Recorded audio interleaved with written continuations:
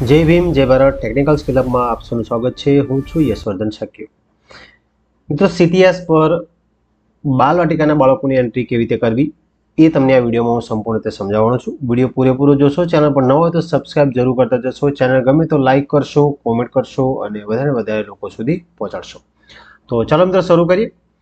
CTS ની website પર તમે આ બાજુ સાઈડમાં જોઈ શકો છો, અહીંયા મેનેજ સ્ટુડન્ટ નામનું એક ઓપ્શન તમને જોવા મળે છે। એના પર તમારે ક્લિક કરવાનું છે। એ ક્લિક કરશો એટલે અહીંયા ક્લાસ વાઇઝ તમને બ્રેકડાઉન જોવા મળશે। અહીંયા તમારે બાલવાટિકા પર ક્લિક કરવાનું છે। બાલવાટિકા પર ક્લિક કરશો એટલે નીચે તમને એક ઓપ્શન જોવા મળશે, બાળકનું જન્મનું પ્રમાણપત્ર છે તો હોય તો આપણે હા કરવાનું છે, ના હોય તો ના કરવાનું છે, બરાબર। હા હોય તો એન્ટ્રી કેવી રીતે કરવી ને ના હોય તો એન્ટ્રી કેવી રીતે કરવી, બંને બાબતો હું તમને સમજાવીશ। ચલો પહેલા આપણે હા હોય તો શું કરવું એ આપણે જોઈ લઈએ। તો ઘણી બધી માહિતી આપણે લઈને બેસવાનું છે મિત્રો। સૌથી પહેલા બાળકનું જન્મનું પ્રમાણપત્ર છે, એમાં જે પ્રમાણપત્ર નંબર છે, સર્ટિફિકેટ નંબર, એ આપણે અહીંયા નાખવાનો છે। હવે સર્ટિફિકેટ નંબર તમને ક્યાં જોવા મળશે તો હું તમને બતાવું। તમે જોઈ શકો છો અહીંયા જન્મનું પ્રમાણપત્ર છે। જન્મના પ્રમાણપત્રમાં અહીંયા તમે જુઓ આ લખેલું છે પ્રમાણપત્ર નંબર, તો એ જન્મનું પ્રમાણપત્ર નંબર છે તમારે અહીંયાથી જોઈ અને અહીંયા નાખવાનો છે, બરાબર। જન્મનું વર્ષ, મહિનો, જન્મ તારીખ અને આ બધી એન્ટ્રી આપણે અહીંયા કરવાની છે। તે બધી માહિતી આપણે લઈને બેસીશું। બાળકનું આધાર કાર્ડ છે લઈને બેસીશું, બરાબર। બીજી ઘણી બધી માહિતી છે તમને આગળ બતાવીશ। એ પ્રમાણે તમારે બધી માહિતી લઈને બેસવાનું છે એટલે તમારે વારંવાર ઊભું થવું પડે નહીં। ચલો તો અહીંયા હું બાળકનો જે સર્ટિફિકેટ નંબર છે અહીંયા જન્મનું વર્ષ આપણે સિલેક્ટ કરી લઈશું જન્મ તારીખ પ્રમાણે।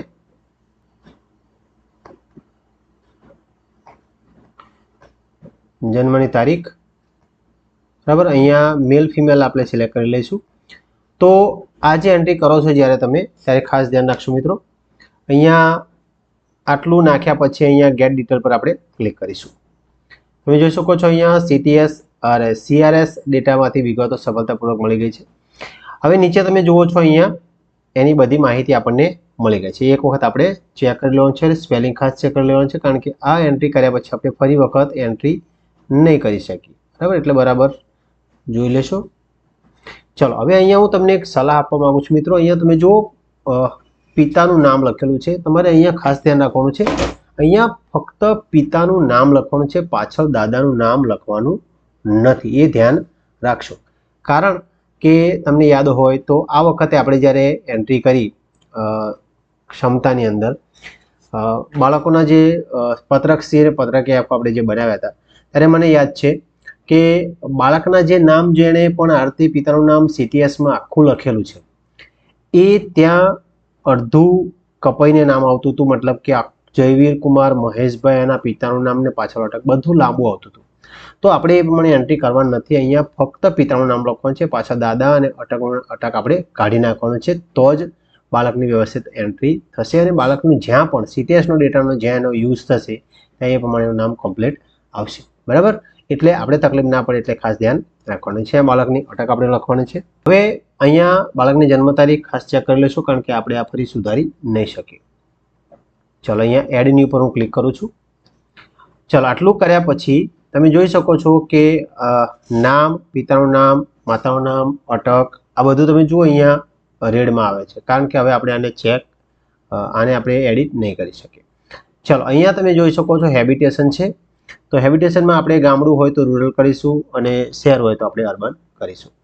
ચલો અહીંયા ઘર નંબર જે પ્રમાણે હોય પ્રમાણે લખવાનો છે, વસાહત, સોસાયટી, એનો આ પ્રમાણે જે નંબર છે અથવા ફળિયાનું નામ છે જે પ્રમાણે છે એ પ્રકારની એન્ટ્રી આપણે અહીંયા કરી દેવાની છે। તો અહીંયા હું એન્ટ્રી એ પ્રમાણેની કરી દઉં છું।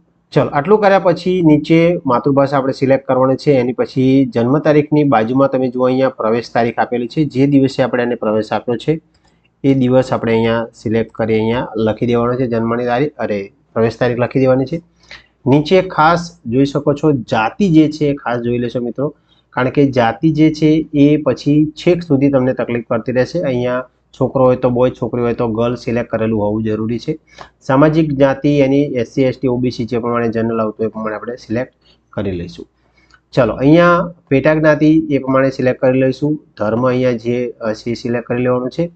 એની પછી અહીંયા બાળકનો જે આધાર નંબર છે અને બાજુમાં બાળકનું જે નામ છે એ આધાર મુજબ આપણે અહીંયા નાખવાનું છે। એ પણ ખાસ આધાર કાર્ડમાં જોઈ અને એ સહેજ પણ સ્પેલિંગ મિસ્ટેક કર્યા વગર આપણે લખી દઈશું।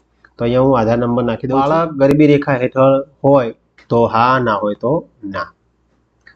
ચલો એની પછી વંચિત જૂથ હોય તો હા, ના હોય તો ના.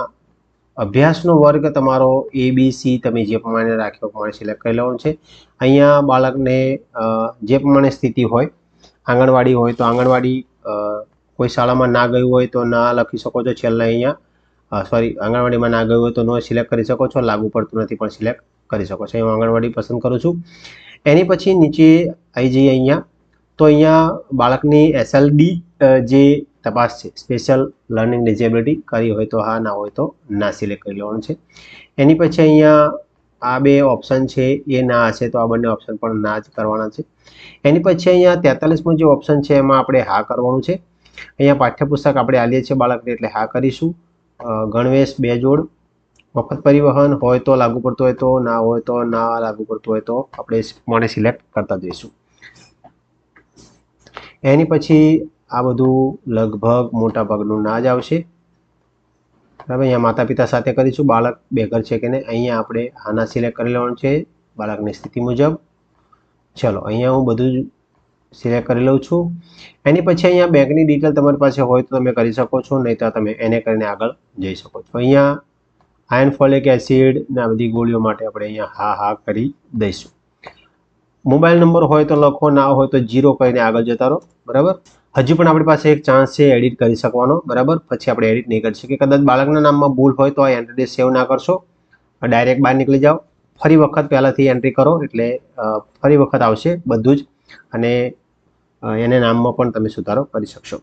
તો એક વખત અહીંયા સેવ થઈ ગયું. એની પછી બ્લોક MIS વગર નામમાં, અટકમાં, પિતાના નામમાં, માતાના નામમાં અને જન્મ તારીખમાં એની MIS વગર કોઈ સુધારો કરી શકશે નહીં. બરાબર છે. ચલો અહીંયા હું એન્ટ્રી સેવ કરું છું. તમે જો અહીંયા પ્રવેશ નંબર લખવાનો રહી ગયો છે 1696 અને અહીંયા રોલ નંબર પણ લખવાનો રહી ગયો છે. ચાલો આ બે એન્ટ્રી મેં કરી દીધી છે. બાળકને GRમાં લખ્યા પછી આપણે આ બધી એન્ટ્રી શરૂ કરવાની છે. બરાબર, ચલો અહીંયા હું સેવ એન્ટ્રી કરું છું. તો અહીંયા ડેટા ઇન્સર્ટેડ સક્સેસફુલી આવી ગયું છે. ઓકે કરી દઈશું. અહીંયા લિસ્ટમાં તમે જો અહીંયા નામ આવી ગયું છે. અહીંયા મેં તમને કીધું ફાધરનું નેમ જો તમે આખું રાખ્યું હોત તો અહીંયા એ લાઇનમાં કમ્પ્લીટ આવી ના રહેત. ચલો હવે જો જન્મનું પ્રમાણપત્ર નથી તો આપણે શું, તમે જો બાળકનું જન્મ પ્રમાણપત્ર છે તો એમાં આપણે ના સિલેક્ટ કરી લઈશું. એની પછી અહીંયા કારણ આપણે સિલેક્ટ કરવાનું છે. કારણમાં અહીંયા પ્રમાણપત્ર કઢાવેલ નથી, ખોવાઈ ગયેલ છે કે અન્ય કારણ સિલેક્ટ કરવાનું છે. એની પછી તમે આ બધી માહિતી બીજી કશું ભરવાની જરૂર નથી, સીધું તમારે નેક્સ્ટ પર ક્લિક કરી દેવાનું છે. બરાબર, અહીંયા ઓકે કરશો. નીચે એની માહિતી લખવા માટેના ખાના આવી જશે. તમે જો અહીંયા બાળકનું નામ, પિતાનું નામ, માતાનું નામ, બાળકની અટક, અહીંયા જન્મ તારીખ, અહીંયા બાળક દિવ્યાંગ છે, હા ના સિલેક્ટ કરવાનું છે. એડ ન્યૂ એન્ટ્રી કરશો એટલે બધી એન્ટ્રી હમણાં આપણે જે કરીએ પ્રમાણેની એન્ટ્રી આવી જશે. તો મિત્રો અહીંયા સંપૂર્ણ માહિતી મેં આપવાની તમને કોશિશ કરી છે. કદાચ કંઈક રહી જતું હોય તો મારું ધ્યાન દોરશો. વિડીયો કેવો લાગ્યો કોમેન્ટ જરૂર કરશો, લાઇક જરૂર કરશો, વધારે શિક્ષકો સુધી વિડીયોને પહોંચાડશો. તો ચાલો મિત્રો ફરી મળીશું કોઈ નવી માહિતી સાથે. ત્યાં સુધી રજા આપશો. Stay tune technical skill.